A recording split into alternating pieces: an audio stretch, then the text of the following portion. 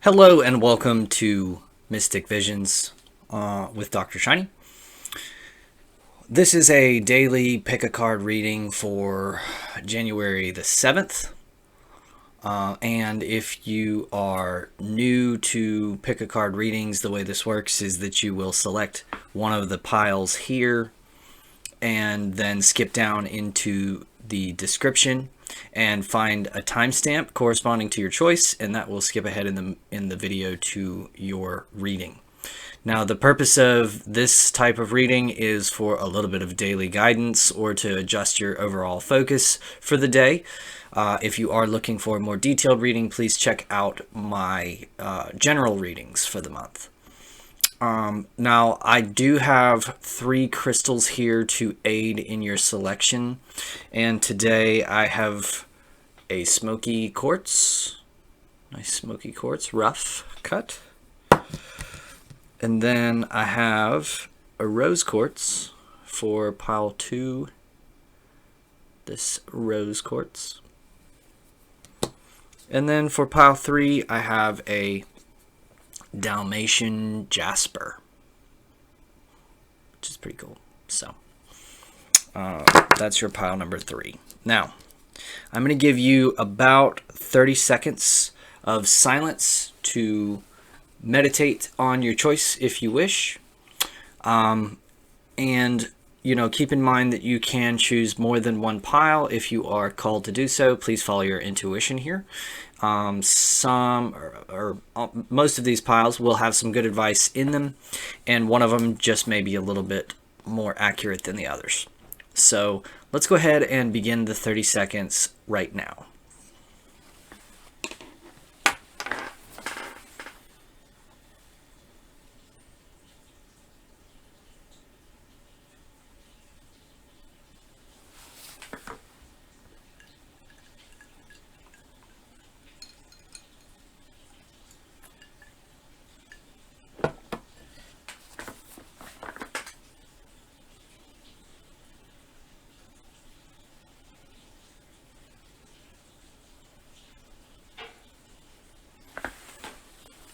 Okay, so if you have not already done so, please go ahead and make your selection. And once you've made your selection, go ahead and scroll down to the description and find the timestamp corresponding to your choice. So we're going to begin now with pile number 1. If you chose the smoky quartz, this will be the reading for you. Now I'm going to move these up here so that you can kind of see the cards that you have. Okay, so we have for you the 7 of Cups, the 8 of Cups in the reverse, and then the Queen of Swords in the reverse.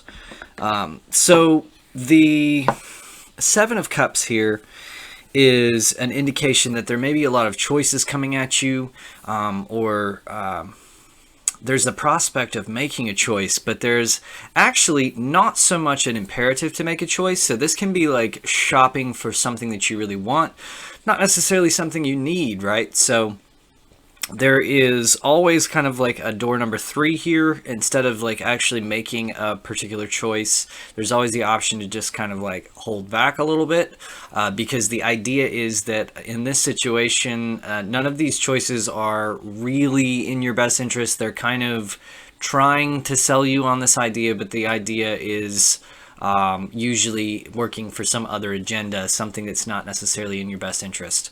So you've got to be careful with that, not to be too persuaded by sweet talk or to listen to somebody who's trying to sort of lull you into some false sense of security or to get you to join their cause, right? Challenging you here is the 8 of Cups, and let me show you that card first. This is that 7 of Cups, and you can notice that all of these flowers are sort of whispering in her ear and telling her to choose me or choose me, but there's sort of a danger lurking behind each of those options, so you want to be careful with this. So your crossing energy, you have this 8 of Cups in the reverse, And with the Eight of Cups in the reverse, first of all, it's worth noting that this is sort of the next step in the journey of the cups in the cycle of maturation in the emotional realm. And being that it's in the reverse, there is a little bit of a resistance to move on from this. So what that can mean is that you like having the options, you like kind of letting people chase you a little bit, even though you know most of these people are not really, they're not on your side necessarily, or like looking out for your best interests. It can still be tempting to kind of like feel like you have power over these people because you have something all of them want, right? Whether it be money or good looks or something like that. This can be a kind of a temptation to remain in this spot, even though you know you should really move on to something a little more substantive. So, and crossing you additionally here, this Eight of Cups has this energy when it's in the upright of just sort of taking off, leaving it all behind. And it can kind of sometimes come from some frustration. So a lot of times when you're stuck in the Seven of Cups, you allow yourself to be maybe wooed by a bunch of guys or something like it. Well, if you're a female, you allow yourself to be wooed by a bunch of these guys who act like they really like you, or they want like a serious relationship or something, but then you end up getting taken advantage of time and time again, and you start to wonder why am I getting taken advantage of quite so much. And what they usually are tapping into is your desire to want some sort of attention or something that or to feel special. They're really good at detecting that you have a need for that and sort of tapping into that and giving you what you want, but only so much as they can get what they want, right? So the way you move forward from that is through this Eight of Cups energy, where it's like, I'm out of here. I don't care about this. I don't need this. I don't need a relationship. I am, perfectly content on my own.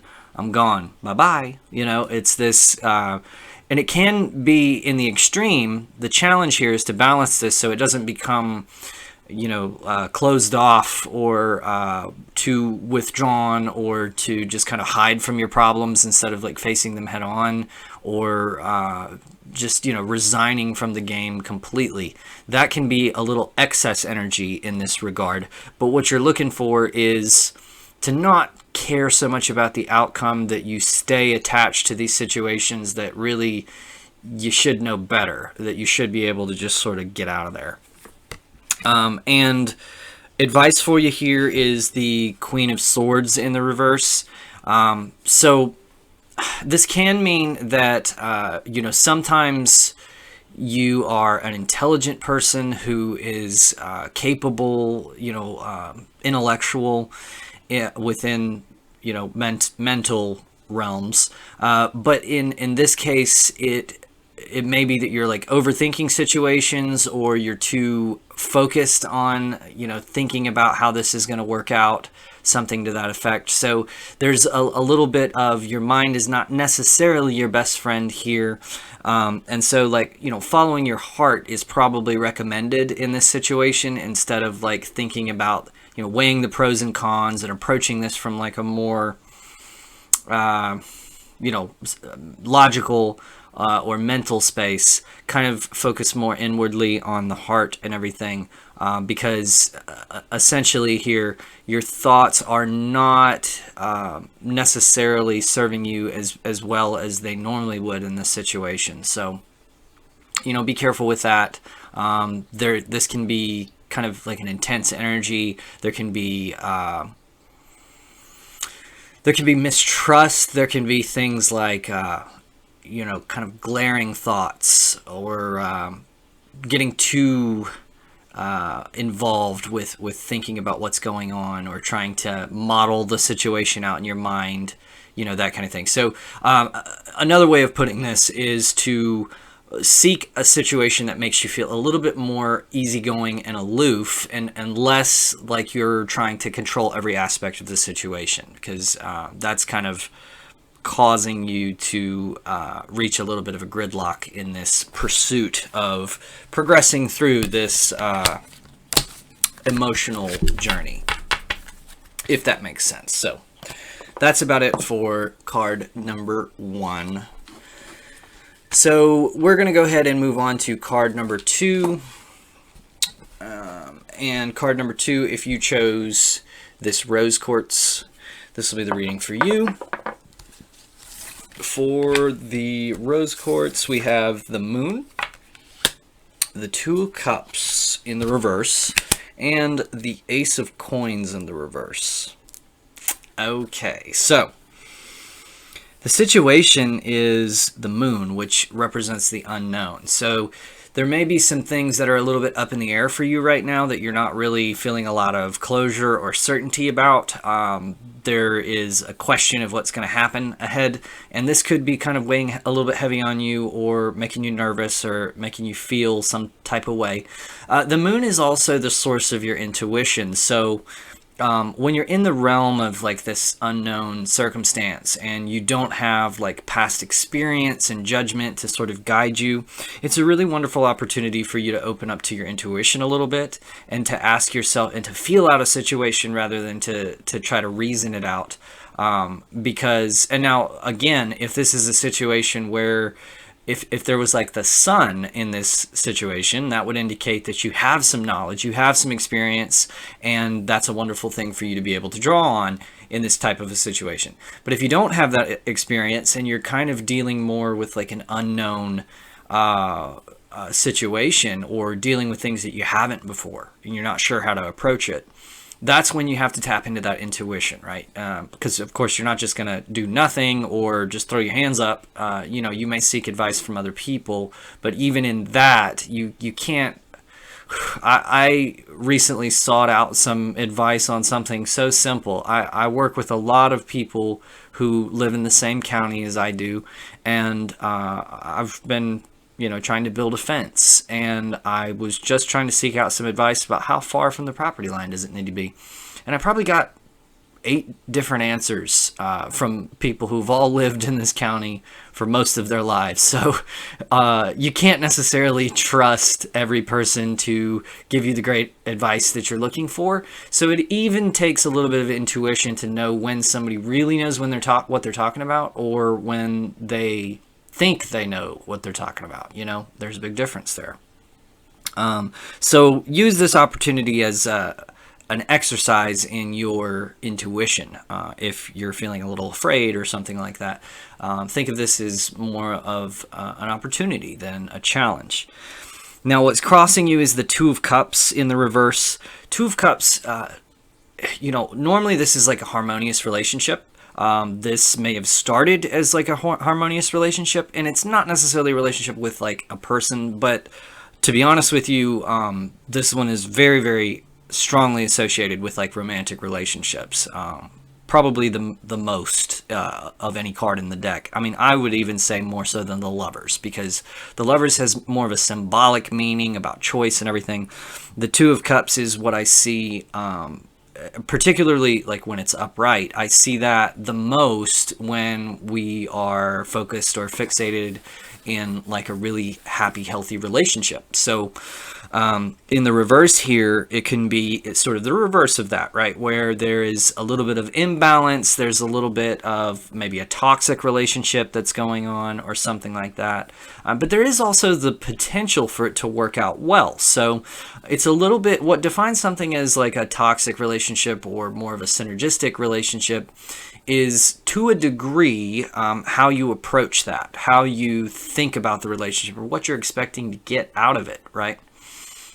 So, in other words, there's times when, there's times when somebody has like some sort of like a personality excess or something like that most people would view as like a negative or something that needs to be overcome. But it just so may happen, or it just may so happen that that personality excess is kind of exactly what you need to sort of adjust some imbalance in your own life. So, perhaps you are kind of inclined to be a flirtatious type and go out and be with some other people, and you can't really be trusted to remain faithful in a relationship. Well, in a relationship with somebody who is, untrusting. That can be intolerable if you are a faithful person, but it may be actually something that you kind of need to keep you straight, right? So people tend to find that what's right for one person is wrong for another, and that sort of thing. Now, I've been talking about relationships a lot because this is strongly associated with relationships, but this doesn't have to refer to relationships. This can refer to just like an imbalance within yourself, right? This can be that normally there's like a good balance of, let's say, work and play, or you know how to blow off a little bit of steam by doing something that may be a little bit reckless, but it's still like within a safe space or something like that. A lot of times, like, guys tend to be into video games sometime. I'm not trying to be sexist. I know girls are too, but being a guy, I can tell you firsthand, we tend to be into video games a little too much. But the question is, what would we be doing instead of the video games, right? So there are ways in which you can bring yourself in and out of balance by, embracing your vices and recognizing that most people have addictions of some sort. So if you are doing something that kind of works for you, then, it's not necessarily a bad thing to be fighting it. But then when you start fighting those urges or fighting those addictions, sometimes that can make it all the more appealing or irresistible, right? So, I had a friend ask me about advice for overeating. And my advice to him was, well, I personally would not fight the overeating, but what I would do is I would change what I'm overeating, because it's a lot harder to overeat, like apples or celery, right? You can eat to your heart's desire, and you're really just mainly eating water. There's not much there, right? So, and it turned out that he was like, I love apples. It's like sometimes I feel like I can never get enough, and so he tried that out and had some success with that, because it's hard to overeat apples. So he lost a little weight that way. Now, advice for the situation here: you have this Ace of Coins in the reverse. So this can mean that something was supposed to, like, there was supposed to be a financial opportunity was supposed to pay off, but it may have fell through. You may have been expecting a raise or a new job offer or something like that, and it just kind of was delayed or didn't really happen on time. Or there could be a something that you're expecting, like a check in the mail or something like that, and it's not coming exactly when you thought it was going to. So that can be frustrating, but just keep in mind that these things tend to eventually come through under the Ace of Coins. It just may be a sort of a temporary setback, so don't let it get you too down today. Okay, so that's about it for card number 2. All right. So we're going to move on to card number 3. The Dalmatian Jasper. If you chose this, this is your reading. You have the King of Cups, the Ten of Cups in the reverse, and the Queen of Wands. Okay, so 2 court cards here for you. So King of Cups is generally... I almost look at this as like a guru type of an energy. So this can be either you or somebody who's influencing you very heavily, who's heavy on your mind, who has an ability to connect and empathize emotionally, and he's generally good at listening, very kind, outgoing, well, sometimes introverted, right? So sometimes you have to come to this person, but when you do, they have warmth. It's not as though they never want to talk to you or anything like that. Even though they may keep to themselves a little bit more, they somewhat have this openness and availability. They are a shoulder to cry on, that type of thing. So there is this type of influence in your life, whether it be you or someone around you, and generally it's a pretty good place to be, and it also has a good balance of emotional understanding and depth and everything like that. So to get a little more clarification on what's going on, we have the Ten of Cups in the reverse. So that's normally a happy, healthy home, some ultimate emotional fulfillment in the upright. Let me show you a few of these cards too. I'm forgetting to hold them up. So King of Cups, and then the Ten of Cups in the upright, it's a celebration, it's happiness, it's fulfillment and everything. So in the upright, in the reverse, it may not have worked out quite like that, or there may be some unrest or some unhappiness in the home, some drama, that type of a thing. So what this is saying is be there, be the strong one in this situation. There is some need for other people to probably rely on your advice, to rely on your nature to navigate this situation. So, or on the other hand, there is definitely a resource available for you if it's you that's going through the situation. So one way or another here, either get the help that you need from somebody around you, could be a therapist too, or a spiritual leader of some kind, like a pastor or something like that, or a tarot reader, I don't know. But anyway, get that help, and or if there is a need for it in your environment, be the one. So there's kind of two possible meanings here. Either one could be applicable on this day, but be looking out for that situation. Again, if you're feeling like things are not, home front's not good, you're not happy about something, then definitely seek out that influence. But if you feel like others around you are being more affected by this uprising unrest, then be that stable energy if you have it within you. Now, advice is the Queen of Wands. Queen of Wands is an outgoing, she's very extroverted, friendly, she's got lots of friends, and she's good at cultivating relationships. This one, she looks like she's kind of a good gardener here. So the Queen of Wands can also be involved with gardening, but the kind of common thread, the idea is she likes to cultivate and to develop relationships and growth. She's all about growth. She enjoys growing and helping others to grow. And instead of doing this in a way that is, the King of Wands is like a doer. He's very active, and the Queen of Wands is also in the realm of action. But her action is, instead of being projected outward, it's more inward. This is okay. Sorry for the interruption. I ran out of space on my hard drives. Had to clean up a few files. So anyway, getting back to your Queen of Wands here, there is this need for you to be a friendly and cultivating and outwardly expressive, but developing force in someone's life here. So tap into that and look at this as an opportunity for growth. And this is an example of how you will approach this situation as being that sort of guiding force in someone else's life, if that's what you're going through. It's that you're going to want to essentially focus on how can this difficult situation fit into the narrative of life and natural processes that everyone has to go through, and you become a more mature and capable person through these difficulties, through this adversity.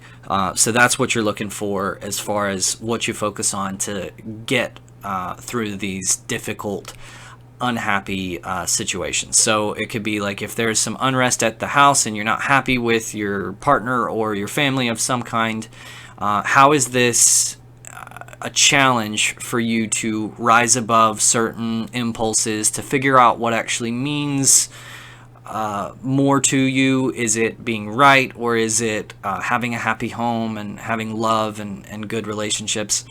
These are opportunities for you to work these things out in your head and figure out where your priorities lie, and that will greatly inform your actions and align your subconscious and conscious mind a little bit better, which is something that we can usually all use. So look for that as an opportunity. Okay, so that's about it for the final card, card number 3, and thank you all for watching.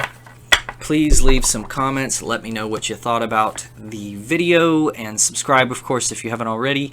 And I will see you guys tomorrow for the next daily reading. Thank you all.